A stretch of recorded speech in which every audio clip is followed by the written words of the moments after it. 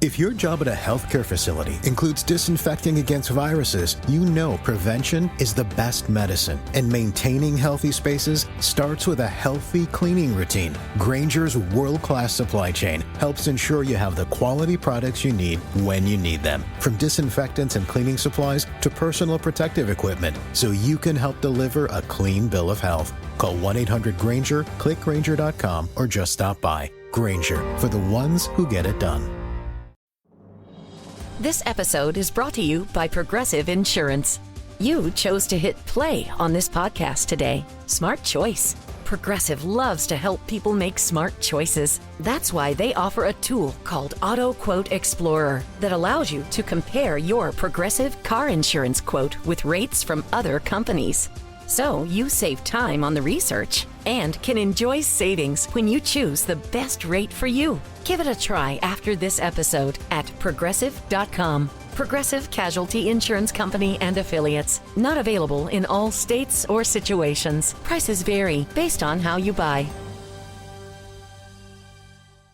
Folks, what's up? Basketball is back, and BetOnline remains your number one source for all your sports betting needs this season. You'll always find the latest odds, team matchup info, player news, and game trends at BetOnline. And as your continued source for all sports related information, BetOnline features live betting, free contests, and giveaways all season long. Always the fastest and easiest way to bet all your favorite sports and events, whether it's NFL, NBA, NHL, MMA, tennis, boxing, or even golf. Head to betonline.ag to join and receive your 50% welcome bonus with your first deposit. Make sure to use the promo code BELIEVE, that's BLEAV, to receive your rewards. BetOnline, where the game starts. BetOnline presents the Bossman Show on your radio.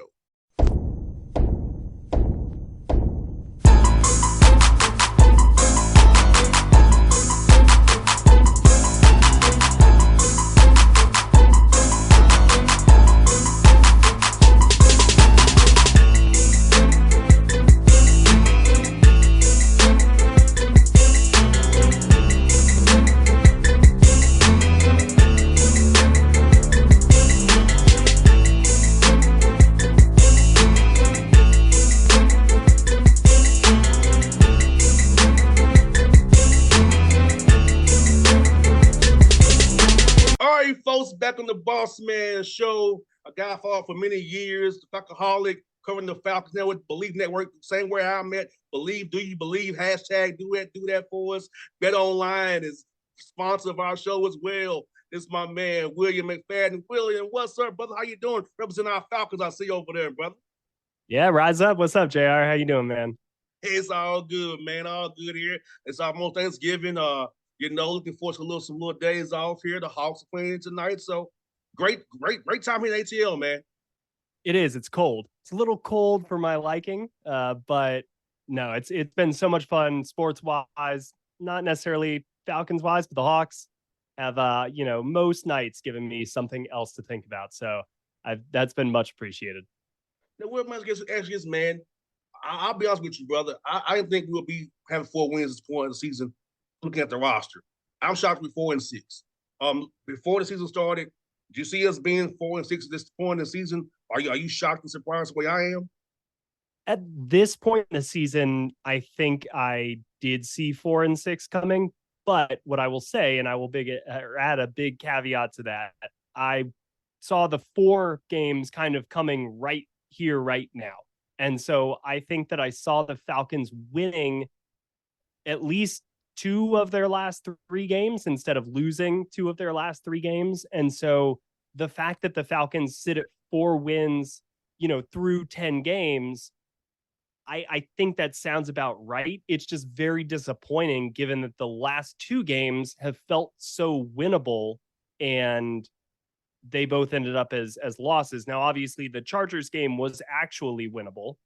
The Panthers game, they had no shot at ever winning, and they should have never deserved to win that game based on how they played. But still, both of those being losses, I think coming out of the first 8 games and being 4-4, I think that being 4-6 is a disappointment, but going into the year, I think 4-6 sounded about right, which is probably why it's disappointing.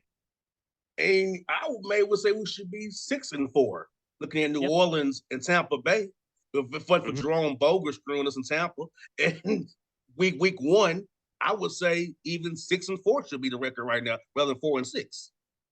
And that's why you don't let those games slip away, right? That is why in week 1, when we kind of come out of that, and yeah, it's week 1, and we're gonna say, it's early. They showed a lot of good.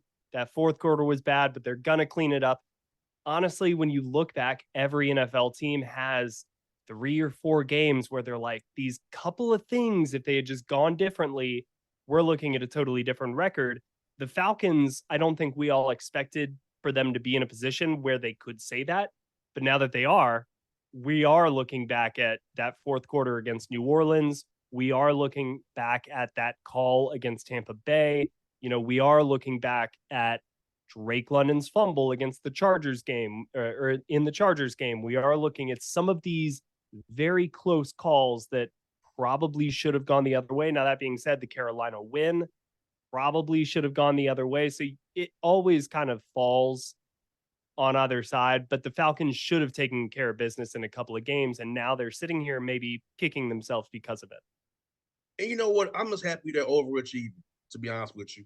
Because I feel there was a lost year with all the Matt Ryan dead cap, Julio Jones dead cap, and Deion Jones dead cap. Mm-hmm. It's just a Falcons team working with less than a third of the cap to fill out a roster. So you got guys here who Terry Fontenot and Arthur Smith can say, hey, if you play your butt off, you may be here next year, be part of this program we're building here. So I think for a lot of guys, it's a great opportunity for these guys. This kind of the process, but we're actually winning games in the process per se. I wish more fans had that mindset. Like, yes, you're totally right. And it's why coming into this year, I was telling Ovi Mihaly, my co-host who, is with me every Sunday night to recap the games. This was only a year about finding answers. Like, that's all that this year was supposed to be. Is there are a lot of question marks. Who on this roster can be an answer moving forward? Because this offseason is really when they're going to get all of that dead cap that you mentioned off the books. Matt Ryan is far and away their most expensive player this year, and he's playing for the Colts and sometimes just sitting on the bench for the Colts. So it is insane the amount of money that they have locked up in players that are not playing for this team. Yet they're still 4-6. They're still 1 game out of the NFC South. That is a testament to everything else in this organization. So as much as fans feel frustrated with Arthur Smith at times, or, I'm sure that in some corners of Falcons Nation, they're pointing to the talent on this roster and they're saying, we need more players. Why aren't we being more active? All of that stuff. They're really hamstrung. And so for them to be where they are, I think speaks to why the future should be so bright. Year 3 is going to be big, but I think that the mindset that you have is exactly where most fans need to be. And that is 4-6 at this point, being competitive at this point, being a game out of the lead in the NFC South, and at least being relevant is awesome. We get to talk about an exciting matchup this week with Justin Fields and Chicago and all that stuff, and not just say they're already out of the playoffs. They probably are, which is why I think you're starting to see some people turn the page already mentally and look at Desmond Ridder, at least wondering why the Falcons aren't. But in the Falcons' minds, they're right in the mix of this, and everything else is kind of gravy. And I think they are finding a lot of answers for the future. And I think it's an exciting future here in Atlanta. Oh, yes. In the running game with Huntley and Algier and Cordero Patterson, I'm like, hey, Avery Williams, we have a running back stable right now. We get the line going good, get Marcus Mariota to make some timely throws when he needs to and not throw the ball from his butt. We're okay. Like, we have a running game to build on for years to come, man. And the fans, I feel like sometimes, William, they get too caught up in immediate gratification. Like, let's just let it play out and see what's going to be year 3 and 4 of Smith and Fontenot. I hope I'm getting this stat correct, and I believe that I am. But the Falcons, I saw in the Falcons media release earlier this week that Atlanta is the first team in NFL history to have 4 players with at least 250 rushing yards in the first 10 games of the season. And that would obviously be Cordero Patterson, Marcus Mariota, Caleb Huntley, Tyler Algier are those 4 players. So the Falcons are still being productive. They're finding ways to be very productive, and they are getting production from some players who, may not be household names, but maybe they are when there's talent around them, when things are not necessarily fully dependent on them. I think Avery Williams, not necessarily from what he's done as a running back standpoint, but he is far and away by, I think, like 5 yards, the NFL leader in punt return average this season. He's the only player in the league to not have a return go for at least 5 yards. Sorry, every one of his returns have gone for at least 5 yards. He's the only player in the NFL to have that kind of achievement so far this season. So that's a year 2 player. That's a former cornerback who is transferred over to the offensive side of the ball. Now, he was always brought here with special teams in mind, but if this is a 6-4 team and the lead in the NFC South and kind of pushing for a playoff spot, I think we're talking and we're afforded more room to talk about a player like Avery Williams or a player like Richie Grant or Isaiah Oliver, who has played pretty well in recent weeks. Instead, this team has performed poorly, and we all kind of have to focus on the quarterback situation. So that is where I'm always going to try to shine a little bit of light on the guys that I think are playing well in bad scenarios, because the space and the air in the room is all sucked up usually by just a handful of people. And that's not what this year is about. That's not like the goal of this team. They're going to say they want to be competitive. They want to win games. This is about finding answers for the future. And there are a lot of answers if you know where to look for this Falcons team. And so that's what I'm trying to shed a little bit of light on. And you're doing a good job of it, man. I will say this too to the fans out here. I said, look, we should be happy with what we see. And Arthur Smith's not going to go to Marcus Mariota and to Ritter until we're out of it for good. Like, that's when he's going to do. And I'll tell fans on the show, William, that, hey, look, he's not going to bench him until we're out of it for good. That's when we'll see Desmond Ritter. And I wish fans would understand every week. JR, I said, it's not going to happen this week. Not until we're out of it for good. Keep telling them the same thing, William. I broken work every week, brother. I'm sick of it. Keep telling them what I'm telling them too, brother. I think it will come perhaps before like mathematical elimination, but as soon as it becomes clear that, all right, this team is not the team that it used to be or the contending team for the playoffs with Marcus Mariota. I think if there's another really bad game from him, and it's fair to say that he's had 2 bad games. Like, it's totally fair to say that Marcus Mariota has played poorly and in a lot of ways has cost the Falcons.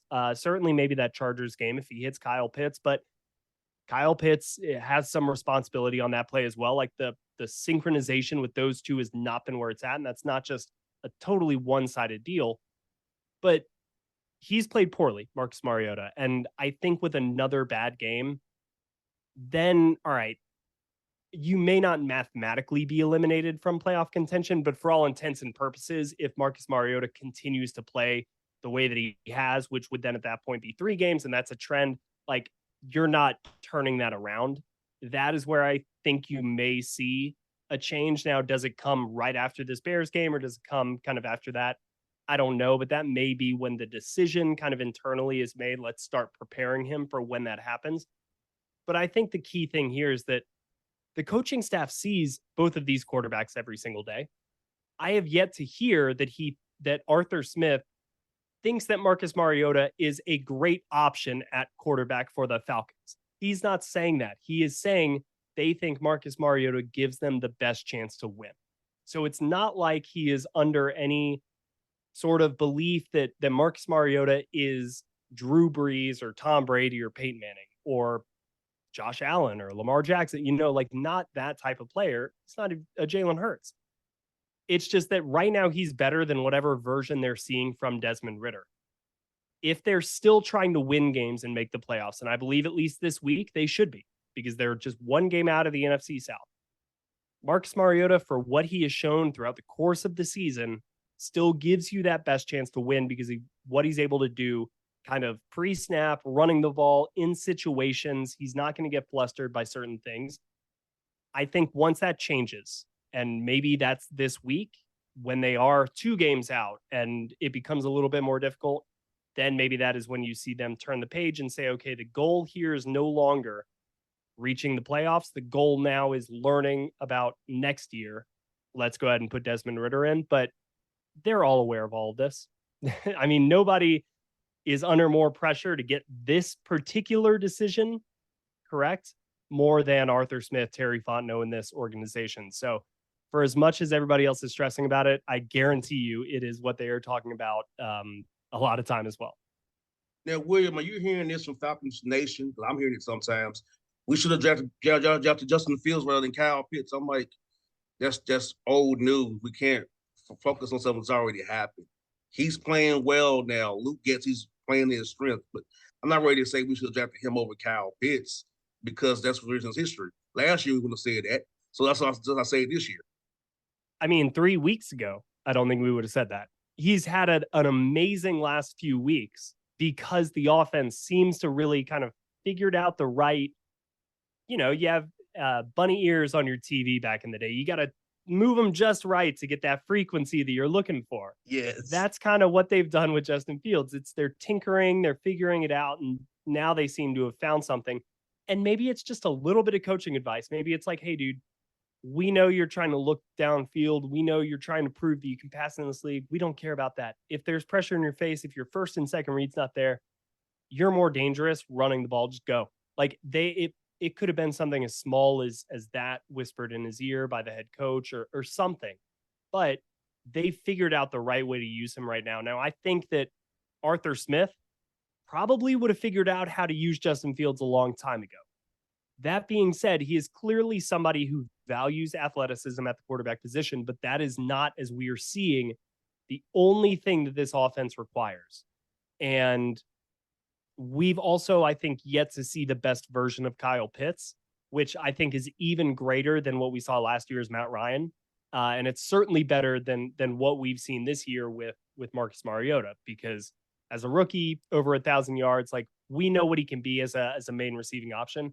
When he does get paired with a young quarterback who's got ability, and hopefully that's here in Atlanta, but I think that he is going to prove that he is worth that pick, even if it's taking a little bit of time, just because Justin Fields has had a couple of big weeks, and we'll see if that becomes, a handful of big weeks here against Atlanta on Sunday. And I'm terrified of Justin Fields. It's still a little bit of a one-trick pony thing for me, where I'm not ready to say that, Justin Fields is a future Hall of Fame quarterback. Like, I don't know if really anybody from that quarterback class has totally taken off yet to the point where I'm ready to say that the Falcons missed out on a quarterback there. Same here, man. I got to see more of it.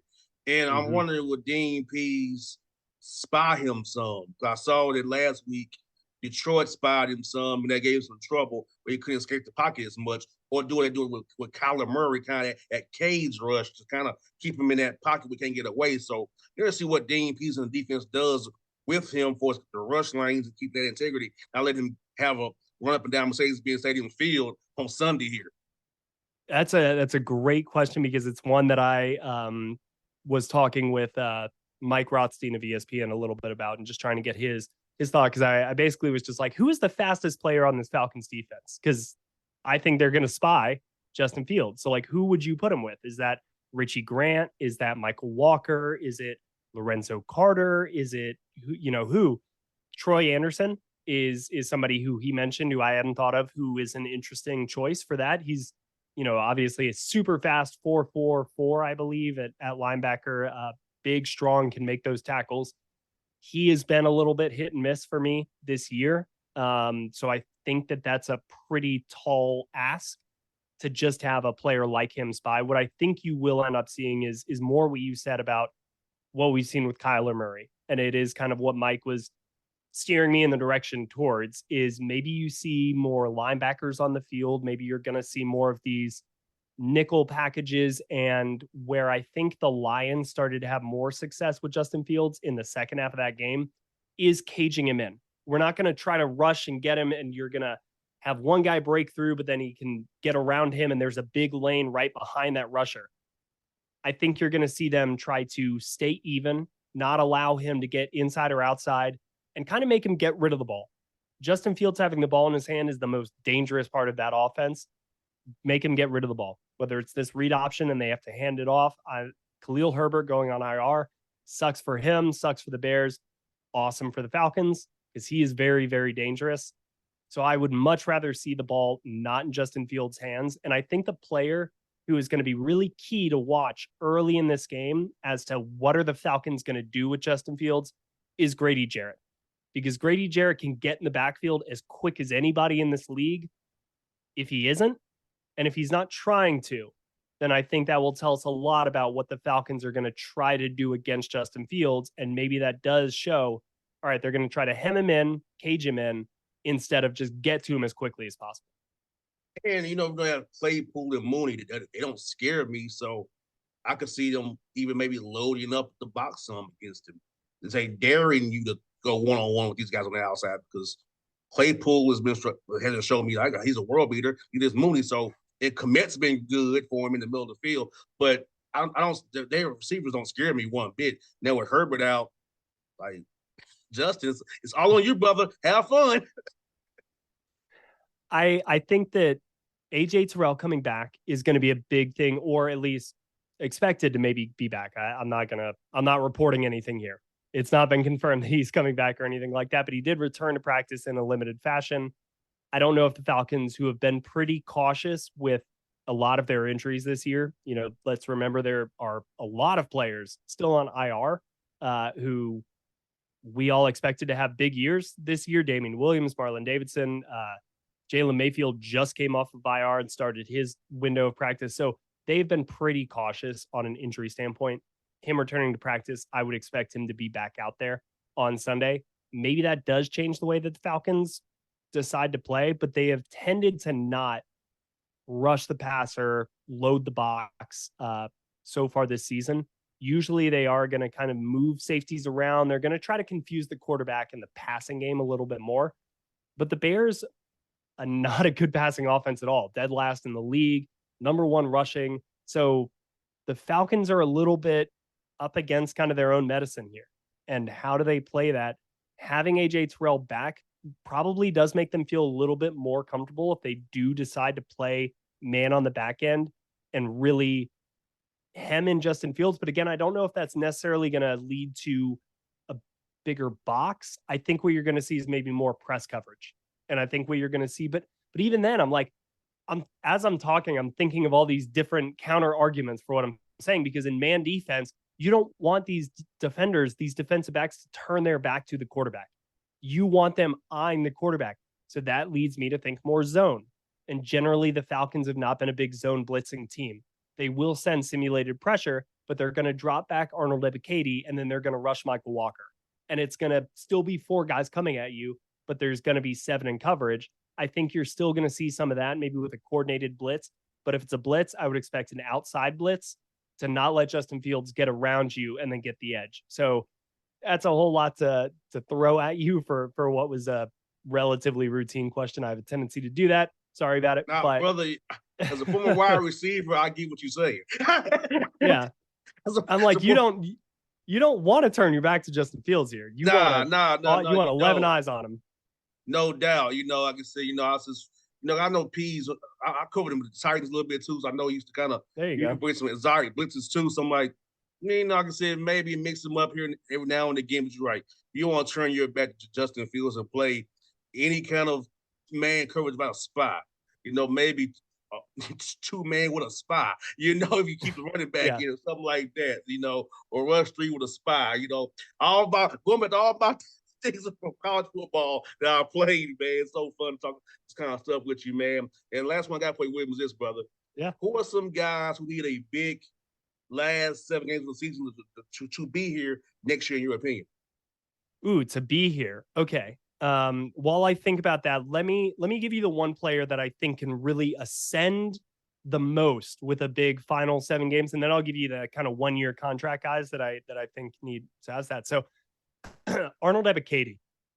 I really, really think if he has 3 or 4 sacks kind of to close this year, he will really ascend into the kind of category of players where maybe Richie Grant was this past offseason, of guys who going into year 2 that like they're number 1 on your list, that you want to see them take a jump. And if they take a jump, then it's going to be huge for this team, because he is far and away has the most pressures of any rookie edge rusher in this year's or in 2022 among rookies. So again, Trayvon Walker, George Karlaftis, Aiden Hutchinson, and Kayvon Thibodeau, all those big names, they're all below Arnold Ebiketie in terms of pressures.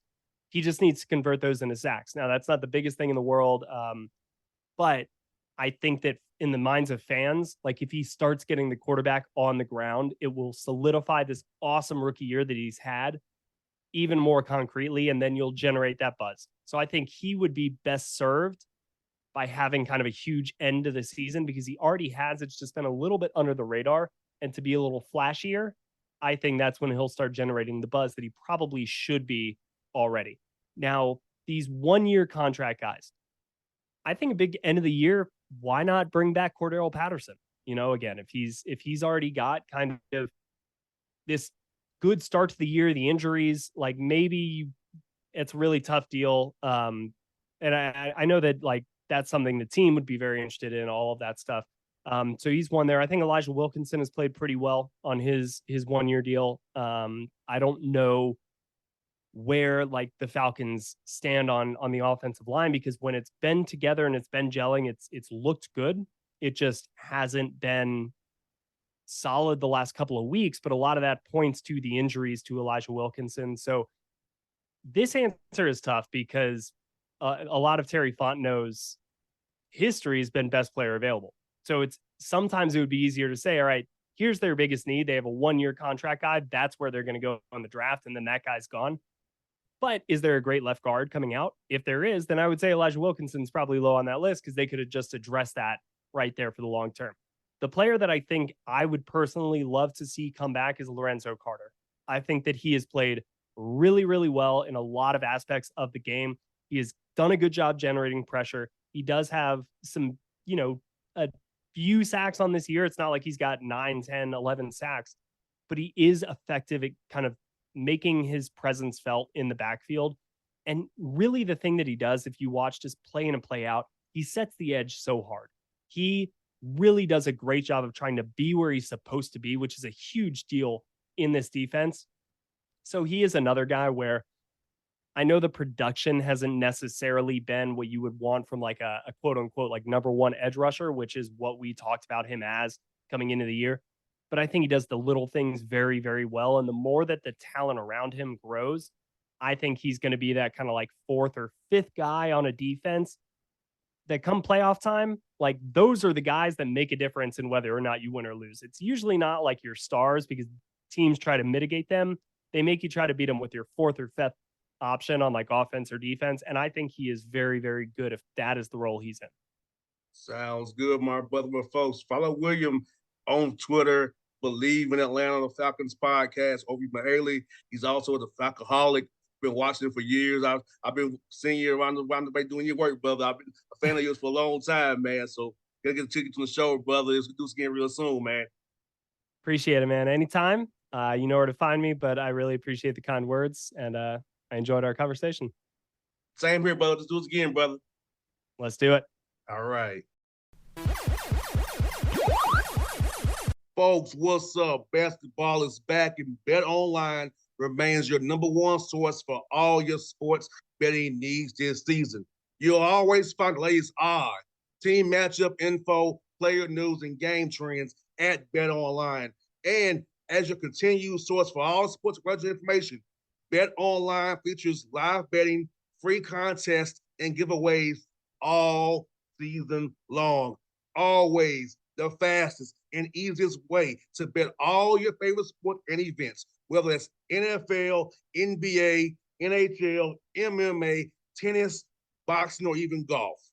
Head to betonline.ag to join and receive your 50% welcome bonus with your first deposit.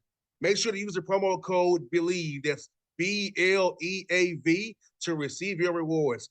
Bet online where the game starts. Bet online presents the Bossman Show on your radio. If your job at a healthcare facility includes disinfecting against viruses, you know prevention is the best medicine. And maintaining healthy spaces starts with a healthy cleaning routine. Grainger's world-class supply chain helps ensure you have the quality products you need when you need them. From disinfectants and cleaning supplies to personal protective equipment, so you can help deliver a clean bill of health. Call 1-800-GRAINGER, click Grainger.com, or just stop by. Grainger, for the ones who get it done. Breaking news, and this one is almost unbelievable. Yeah, it's all about new customers at Bet365 because they get $150 in bonus bets when they bet $5, win or lose. And even better, bonus bets can be used on the spread, totals, and player props. There you have it. Bet $5 to get $150 in bonus bets, win or lose. And see why it's never ordinary at Bet365. 21 plus only. Must be physically located in Ohio. Gambling problem? Call 1-800-GAMBLER. T&Cs apply. Available in app only.